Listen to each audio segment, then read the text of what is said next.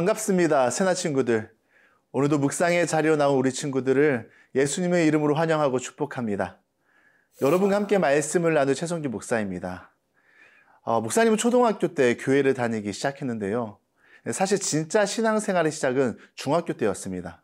중학생 때 예수님과의 만남은 저랑 전혀 상관없던 단어 하나와 가까워졌는데요. 바로 담대함이었습니다.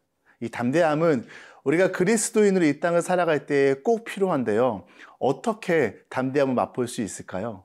오늘 말씀을 통해 살펴보고 싶습니다. 오늘의 주제는 담대하게 하나님께로입니다.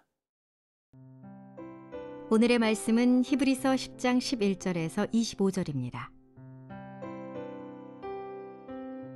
모든 제사장은 날마다 서서 섬기며 반복해 똑같은 제사를 드립니다. 그러나 그것들은 결코 죄를 제거할 수 없습니다. 그러나 그리스도께서는 죄에 대해 단번에 영원한 제사를 드리시고 하나님 오른편에 앉으셨습니다. 그 후 그분의 원수들이 그분의 발 아래 굴복할 때까지 기다리고 계십니다. 그분은 단 한 번의 제물로 거룩하게 된 사람들을 영원히 온전하게 만드셨습니다. 그런데 성령께서도 우리에게 증언하십니다. 말씀하시기를 이것은 그날 후에 내가 그들과 맺을 언약이다. 내가 내 율법을 그들의 마음에 두고 그것을 그들의 생각에 새겨줄 것이다.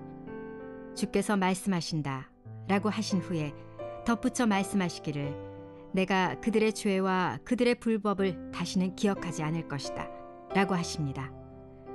이와 같이 죄와 불법이 용서된 곳에서는 더 이상 죄를 위한 헌물이 필요 없습니다. 그러므로 형제 여러분, 우리는 예수의 피로 인해 지성소에 들어갈 담대한 마음을 갖게 됐습니다. 그 길은 예수께서 우리를 위해 휘장을 통해 열어놓으신 새롭고 산 길입니다. 그런데 이 휘장은 바로 그분의 육체입니다. 또한 우리에게는 하나님의 집을 다스리는 위대한 제사장이 계십니다.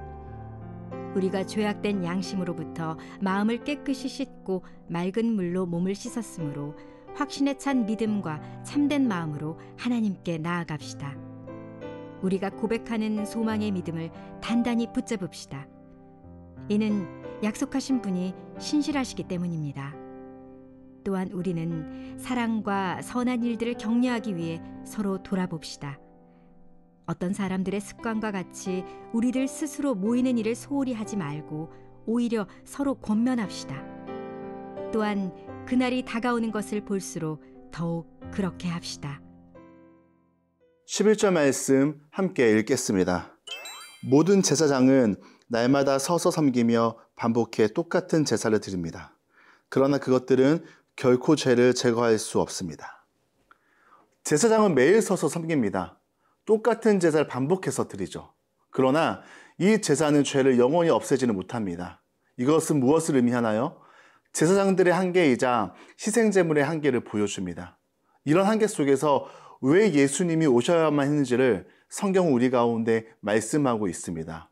14절 말씀 함께 읽겠습니다.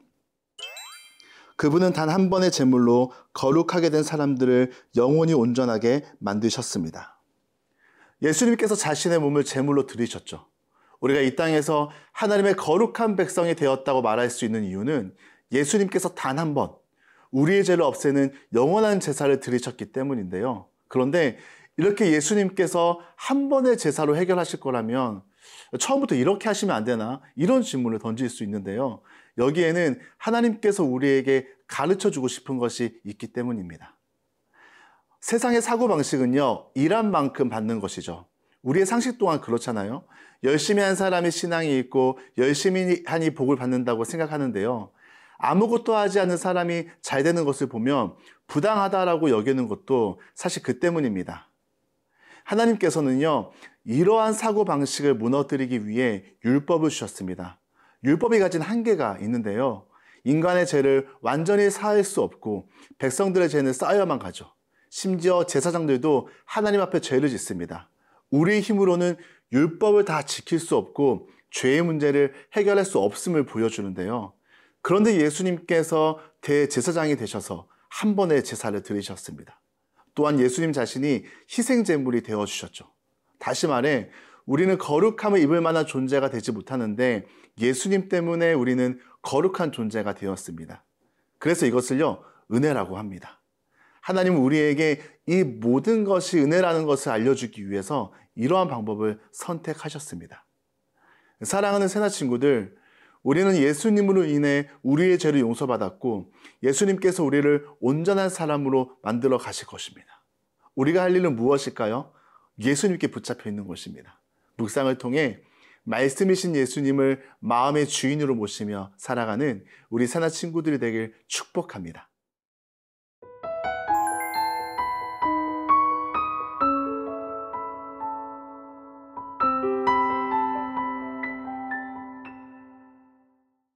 구약의 성막에는 성소와 지성소가 있습니다. 이 사이에 휘장이 가로막아서 지성소를 볼 수 없는데요. 지성소는 아무나 들어갈 수 없고 오직 대제사장만이 1년에 한 번 대속죄일에 들어갈 수 있었습니다.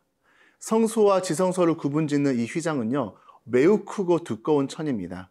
이 휘장은 성인 300명 정도 모여야 옮길 수 있다고 하고요. 황소가 당겨도 찢어지지 않는다고 합니다. 그런데 이 휘장이 찢겨지는 일이 발생됩니다. 바로 예수님께서 십자가에 못 박혀 숨을 거두실 때에 성소의 휘장이 찢어진 건데요. 이 휘장이 찢어진 의미가 무엇이냐? 오늘 말씀에서 그 의미를 다루고 있습니다. 19절 말씀 함께 읽겠습니다. 그러므로 형제 여러분, 우리는 예수의 피로 인해 지성소에 들어갈 담대한 마음을 갖게 됐습니다. 예수님의 십자가 죽음으로 인해 그 휘장이 찢겨졌습니다. 이것은 예수님으로 인하여 우리가 하나님께 나갈 수 있게 되었습니다. 전에는 죄를 용서받으려면 제사장을 통해서만 가능했고 하나님의 임재가 있는 지성소도 대제사장만 들어갈 수 있었는데요. 이제는 누군가의 도움 없이 예수님으로 인해 죄 용서를 받을 수 있고 하나님께 나아갈 수 있게 됐다는 것입니다. 예수님으로 인해 우리는요, 담대한 마음을 얻었습니다. 그런데 이 담대한 마음은 어떤 내 힘으로, 내 결단으로 생기는 게 아니라 예수님의 보혈로 우리는 얻게 됩니다. 사실 죄를 지으면 예배가 부담스럽죠. 묵상을 피하고 싶습니다. 그런데 부담스럽다고 죄송하다고 하나님을 피하는 것은요, 사단의 전략입니다. 그렇다면 우리는 어떻게 해야 할까요? 예수님의 이름을 의지하여 하나님 앞에 나아가는 것입니다. 여전히 우리 안에 연약함과 죄성이 있지만 그것과 상관없이 예수님의 보혈을 의지하는 것이죠. 그리고 하나님의 보좌 앞으로 나가는 것입니다. 이렇게 예수님의 도우심으로 하나님 앞에 나아가는 사람들은요, 어떤 삶을 살아야 할까요? 24절 말씀 함께 읽겠습니다. 또한 우리는 사랑과 선한 일들을 격려하기 위해 서로 돌아봅시다. 하나님의 사랑을, 하나님이 기뻐하시는 선한 일들을 내 주변으로 흘려보내는 것입니다. 사랑하는 새나 친구들, 그리스도인은요, 서로를 비교하고 질투하며 경쟁자로 대하는 게 아니라 하나님 나라의 동역자로 서로를 응원하고 격려하는 삶을 살아갑니다. 오늘 주신 말씀을 기억하며 주님 다시 오시는 그날까지 서로를 격려하고 하나님 앞으로 날마다 나아가길 축복합니다. 그래서 우리에게 주어진 이 믿음의 길을 온전히 걸어가는 우리 새나 친구들이 되길 축복합니다. 사랑하는 주님, 십자가의 은혜로 인해 하나님 앞에 담대하게 나아갈 수 있도록 은혜를 베풀어 주시니 감사드립니다. 예수님의 보혈을 의지함으로 우리가 날마다 새롭게 되고 새 마음으로 변화되길 원합니다. 사랑과 선한 일을 행하는 삶을 살아가게 하옵소서. 예수님의 이름으로 기도드립니다. 아멘.